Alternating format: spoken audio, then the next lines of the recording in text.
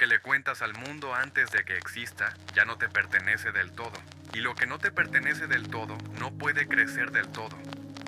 Hay una semilla que está creciendo, lo sabes, la sientes, un proyecto, una decisión, una dirección nueva, algo que todavía no es nada visible pero que tiene una fuerza interna que puedes percibir, y entonces llega el impulso, contarlo, mostrarlo, que alguien más lo vea, que alguien confirme que lo que sientes tiene sentido, que el entusiasmo encuentre compañía, y lo cuentas, y a veces lo que ocurre después es difícil de explicar. El proyecto sigue ahí, pero algo cambió. La energía que tenía se diluyó un poco, la urgencia se redujo, el entusiasmo se repartió entre tú y quien lo escuchó y en ese reparto perdió algo.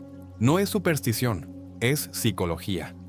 Y Byung-Chul Han, uno de los filósofos contemporáneos más precisos sobre la vida interior en el mundo moderno, describió algo que explica exactamente este fenómeno. Dijo que vivimos en una sociedad de la transparencia, una sociedad que convirtió la visibilidad en un valor absoluto, que todo debe ser mostrado, compartido, documentado, validado. Y que esa exigencia de transparencia destruye algo que solo puede existir en la oscuridad: la gestación.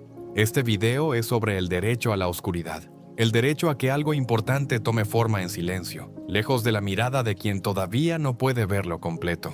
Hay una imagen que vale la pena usar como punto de partida: una semilla en la tierra. Nadie la desentierra cada 3 días para ver si ya tiene raíces. Nadie la saca al sol para mostrarle a los vecinos si creen que algún día va a convertirse en árbol. Lo que se hace es protegerla, darle agua, darle tiempo, confiar en el proceso y saber que para convertirse en lo que está destinada a ser, necesita pasar un tiempo bajo tierra, en la oscuridad, lejos de la mirada ajena. Con los proyectos, las decisiones y las transformaciones propias ocurre exactamente lo mismo. Hay un periodo de gestación, un tiempo en que la idea es vulnerable, en que no tiene todavía la solidez para sobrevivir el contacto con la opinión externa, en que necesita seguir siendo tuya completamente para poder desarrollarse en la dirección que le corresponde. Ese periodo existe, y violarlo tiene un costo específico. La psicología del comportamiento lo documentó hace décadas. Hay investigaciones que muestran algo contraintuitivo. Cuando las personas anuncian sus metas antes de lograrlas, tienen menos probabilidades de alcanzarlas, no porque el anuncio sea mágicamente perjudicial, sino porque el reconocimiento social que genera el anuncio produce una satisfacción prematura. El cerebro recibe una parte de la recompensa antes de que el trabajo esté hecho, y eso reduce la motivación para completarlo. Pero hay algo más profundo que eso. Algo que Han describió con mayor precisión. Lo que se expone antes de estar formado queda sometido a la forma que le impone la mirada ajena. Y lo que queda sometido a esa forma deja de poder crecer en la suya. Han publicó en 2012 algo que pocos querían escuchar: la sociedad de la transparencia. Su argumento central es este: la transparencia es un valor en ciertos contextos, en la política, en los negocios, en las instituciones de poder. Donde hay asimetría entre quien tiene información y quien no, la transparencia protege. Pero la transparencia se convirtió en algo diferente. Se convirtió en una norma cultural total, en la idea de que todo debe ser visible, que lo que no se muestra no existe, que el valor de una experiencia se mide por la cantidad de personas que la observan. Y ese valor cultural tiene una víctima específica: el interior. Han dice que la transparencia elimina toda negatividad, no en el sentido emocional, en el sentido de que elimina lo que resiste, lo que se niega a ser visto, lo que mantiene su opacidad. Y que esa opacidad no es un defecto, es la condición que hace posible la profundidad. Piensa en la diferencia entre una imagen y una obra de arte. Una imagen muestra todo lo que hay. Una obra de arte tiene capas, tiene zonas que solo se revelan con tiempo, con atención, con el tipo de mirada que no se apresura. La profundidad vive en lo que no se entrega de inmediato. Con los procesos personales ocurre lo mismo. Lo que entregas de inmediato ya no puede sorprenderte, ya no puede desarrollarse en una dirección que no anticipaste, ya está fijado en la forma que le dio el momento en que lo mostraste. Han dice que la sociedad transparente produce personas sin interioridad, personas cuya vida ocurre completamente hacia afuera, que documentan en lugar de vivir, que comparten en lugar de procesar, que obtienen validación en lugar de claridad. Lo que publicas antes de que exista no es una celebración anticipada, es la conversión de una experiencia interior en contenido para consumo ajeno, y en ese proceso la experiencia pierde algo que no se puede recuperar. Hay una razón muy específica por la que contar algo antes de que esté formado lo debilita. No es solo la satisfacción prematura, es que nadie puede ver lo que tú ves cuando algo está todavía en gestación. Tú tienes acceso a algo que los demás no tienen, el proceso interno que llevó hasta ahí, la sensación de que algo encaja, la dirección que se siente correcta aunque todavía no puedas justificarla, el tipo de certeza que no viene del argumento sino de algo más profundo que el argumento.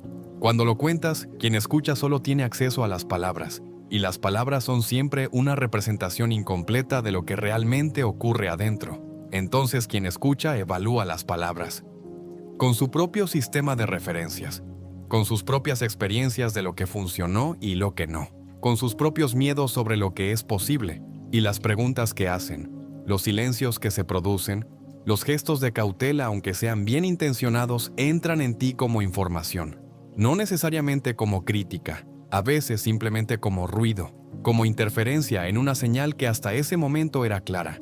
Y de pronto empiezas a cuestionarte cosas que tenías resueltas antes de abrir la boca, a preguntarte si deberías tener un plan alternativo, a considerar perspectivas que no te habías planteado, no porque sean relevantes, sino porque alguien las nombró y ahora están en tu cabeza.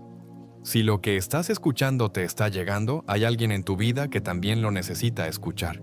Compártelo.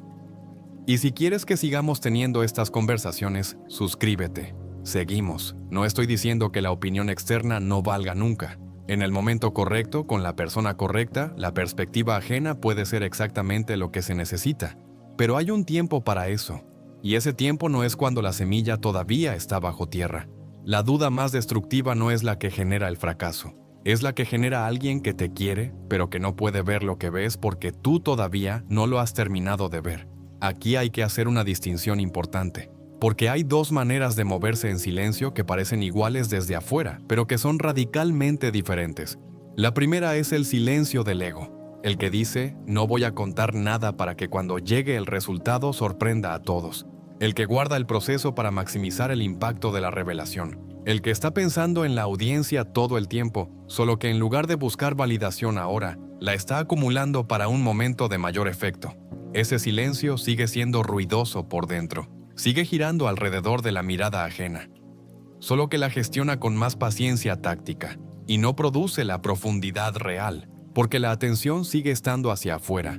La segunda es el silencio de la creación, el que viene de estar tan absorto en el proceso que la necesidad de validación externa simplemente se disuelve, no porque se reprima, sino porque ya no hay un espacio mental disponible para ella.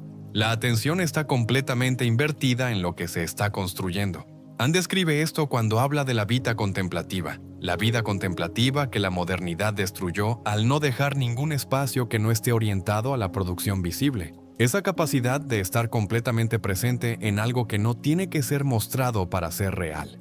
Ese segundo tipo de silencio no es algo que se decide de un día para otro, es algo que se construye a través de la práctica de no contarlo todo, de dejar que algunas cosas sean tuyas completamente, de desarrollar la tolerancia a la incertidumbre sin necesitar validación externa para sobrevivir en ella. La creatividad real no tolera audiencias prematuras, no porque sea arrogante, sino porque todavía está tomando forma, y la forma que toma depende de qué tan libre está de la mirada de quien la observa. Hay algo que ocurre antes de los cambios reales, antes de los saltos importantes, antes de las transformaciones que después se ven como definitivas. Un periodo de retiro, no necesariamente físico, un retiro interno, una reducción del ruido, una menor necesidad de actualizar al mundo sobre el proceso. Desde afuera ese periodo puede parecer estancamiento. Las personas cercanas a veces lo leen como rendición, como falta de energía, como que algo no está bien. Pero desde adentro la experiencia es diferente, es una acumulación, una concentración de la atención en un solo punto. El proceso subterráneo que no produce evidencia visible pero que está haciendo exactamente lo que necesita hacer. Ann describe esto cuando habla de la negatividad de la demora. La cultura de la inmediatez elimina la demora, exige que todo sea disponible ahora, que el proceso sea visible en tiempo real, que los resultados sean instantáneos, y en ese mundo la demora parece un fracaso. Pero la demora es la condición del crecimiento real. Las cosas que se forman despacio son las que duran. Las que se apresuran para ser mostradas a veces nunca terminan de formarse. Si estás en ese periodo ahora mismo, si hay algo que está creciendo en silencio y la tentación de mostrarlo antes de tiempo es fuerte, lo que vale la pena preguntarse es esto: ¿necesito contarlo para que sea real? ¿O puede seguir siendo real aunque todavía no haya nadie que lo confirme? La respuesta a esa pregunta dice más sobre dónde estás que cualquier otra cosa. ¿Qué produce proteger el proceso? ¿Qué se gana en el silencio deliberado? Lo primero es claridad. Cuando no hay opiniones externas interfiriendo, la propia voz se escucha con más nitidez. Sabes qué quieres porque no hay ruido compitiendo con esa respuesta. Sabes qué dirección se siente correcta porque no hay voces ajenas mezcladas con la tuya. Lo segundo es la posibilidad de sorprenderte a ti mismo. Cuando algo que está creciendo no está fijado en la forma que le diste al contarlo, puede tomar una forma que no anticipaste. Puede revelarte algo sobre ti que no sabías. Puede llevarte a un lugar que no tenías en el mapa. Esa capacidad de sorpresa solo existe en el espacio que no está lleno de expectativa ajena. Lo tercero es la energía. Hay una cantidad finita de energía disponible, y cada conversación sobre el proceso consume parte de esa energía. Cada vez que explicas lo que estás haciendo, usas recursos que podrían ir al hacer. El silencio protege esa energía. La mantiene disponible para lo que realmente la necesita. Y lo cuarto, quizás el más importante, la confianza en el propio criterio. Cada vez que navegas un proceso sin buscar validación externa, cada vez que confías en tu propio juicio aunque todavía no haya evidencia que lo confirme, construyes algo en el interior. La certeza de que puedes orientarte sin depender de que alguien más te diga si vas bien. El silencio no es ausencia. Es la condición en que lo tuyo puede seguir siendo tuyo el tiempo suficiente para formarse. Anne dice que la sociedad de la transparencia produce personas sin secretos, y que personas sin secretos son personas sin interioridad. No está hablando de mentiras, está hablando de la capacidad de tener algo tuyo, algo que no tenga que ser validado para existir, algo que no necesite la mirada de nadie más para ser real. Esa capacidad se está perdiendo, no porque la gente sea menos profunda, sino porque la infraestructura cultural presiona constantemente hacia la visibilidad total, y resistir esa presión requiere algo que no es instintivo en este contexto. Requiere la voluntad de proteger lo que crece, de darle tiempo a lo que todavía está tomando forma, de confiar en que lo que no se ve todavía puede ser exactamente lo más importante. Si hay algo en tu vida ahora mismo que está creciendo en silencio, cuídalo. No porque el mundo no merezca verlo algún día, sino porque para que el mundo lo vea completo, primero tiene que estarlo. Y para que esté completo, necesita el tiempo en la oscuridad que solo tú puedes darle. Lo que le cuentas al mundo antes de que exista ya no te pertenece del todo. Y lo que no te pertenece del todo no puede crecer del todo. Hay personas que prefieren una mentira tranquila.